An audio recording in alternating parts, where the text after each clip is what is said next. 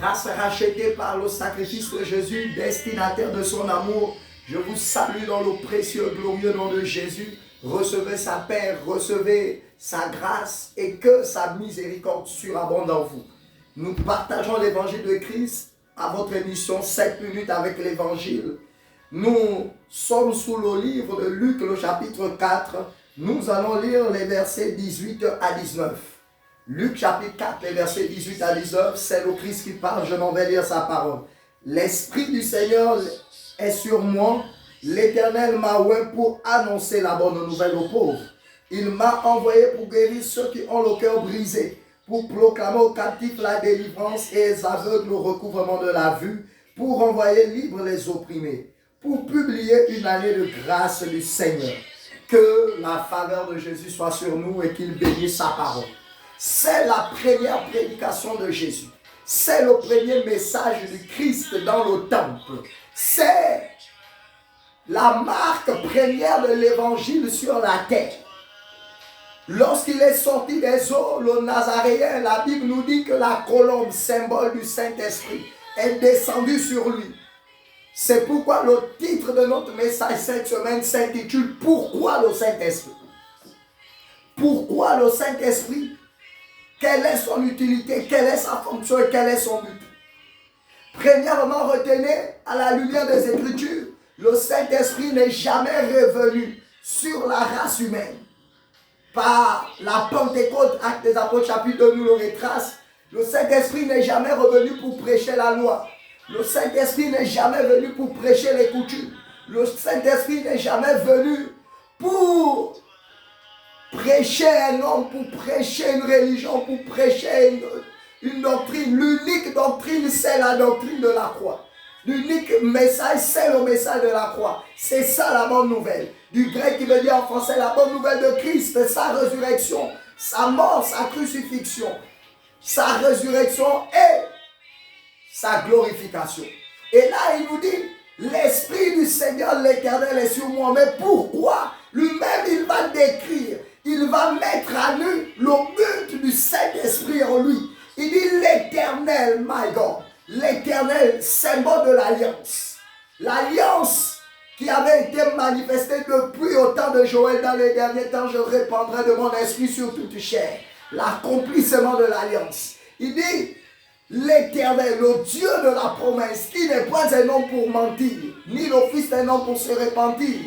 Il sait qu'il est la postérité qui doit écraser la tête du serpent. C'est ça l'Éternel, c'est ça l'alliance. Il dit l'Esprit, il dit l'Esprit supérieur, il dit le Saint-Esprit, le symbole de la colombe est descendu pour faire quoi? Il dit pour annoncer la bonne nouvelle, pour prêcher. Et là il dit, dans ce qui sera annoncé, lorsque la bonne nouvelle sera annoncée, on nous dit que cette bonne nouvelle sera annoncée aux pauvres. Qui sont les pauvres? Pas ceux qui sont démunis, qui n'ont pas d'argent. Non, l'argent dont il s'agit, la Bible dit que venez et achetez. Le prophète dit achetez sans argent. Et le livre d'Apocalypse dit qu'il faut avoir une foi qui est plus valeureuse que de l'or. Le pauvre ici, c'est celui qui n'a pas de foi, qui n'a plus d'espérance. Et l'apôtre Paul dit Christ notre espérance. Christ notre espérance. Christ qui donne l'espoir où il y avait le désespoir. C'est de cette pauvreté dont il s'agit. Et c'est de cette richesse dont l'évangile vient nous revêtir. L'évangile nous apporte premièrement, c'est la richesse de la foi. Celle qui nous permet d'acheter sans argent. Qui nous permet d'avoir l'espoir qui s'oppose au désespoir.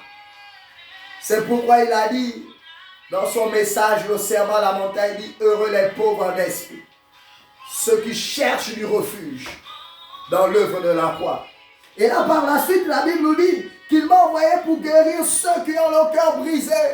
L'évangile a une dimension médicinale. Tu as été brisé pourquoi? À cause de la stérilité. Tu as été brisé à cause de la puissance de la sorcellerie, des ténèbres. Et là, il y a quelqu'un qui est allé à la croix. Il est descendu aux enfers, il a brisé La Bible dit que le Fils de l'homme est apparu sur la terre pour briser la puissance des ténèbres et pour montrer la supériorité du Dieu Elohim qui a créé les cieux et la terre. Pourquoi l'Esprit? Pourquoi l'Esprit? Parce que l'Esprit, par l'Évangile, est mieux que tous les CHU, est mieux que toutes les plus grandes des cliniques. C'est pourquoi notre Dieu est Dieu, Jésus-Christ est Seigneur, il est Dieu à la nature de Dieu, non pas parce que quelqu'un est guéri de la fièvre, non, les médecins peuvent guérir ça.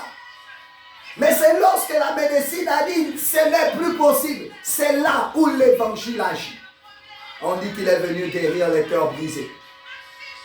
Il est le pansement par excellence. Lorsque la nature, la société, l'humanité nous a brisés, c'est l'évangile qui vient réparer toutes ces choses. On dit qu'il est venu à proclamer aux captifs la délivrance. Tu as été captif de tout ce qui t'a éloigné de l'idolâtrie, de toute pratique occulte. Tu es maintenant libéré par l'écoute de l'évangile. Reçois la libération, tu es libéré. Il dit les aveugles au recouvrement. Les aveugles, il dit ceux qui ont les yeux mais ne voient pas quoi? Ne voient pas l'œuvre de la croix. Ne voient pas en Jésus. Ils ne voient pas en Jésus l'espérance. Ils ne voient pas en Jésus la vie. Celui qui est le chemin, la vérité et la vie. Il dit qu'il renvoie libre les opprimés. Et là, l'évangile a une mouche. C'est la personne de Jésus. Il publie une année de grâce du Seigneur. Jean chapitre 1, le verset 17. La loi est arrivée par Moïse, mais la grâce et la vérité par Jésus. La grâce qui est inséparable de l'évangile qui est la vérité. Voici le paquetage que nous apporte le Saint-Esprit par le canal de l'évangile. Bien-aimés, l'apôtre Paul dit, ne vous veillez à ce que personne ne se prive de la grâce de Dieu. Recevez cette grâce et cette faveur. Soyez bénis au nom de Jésus. Amen.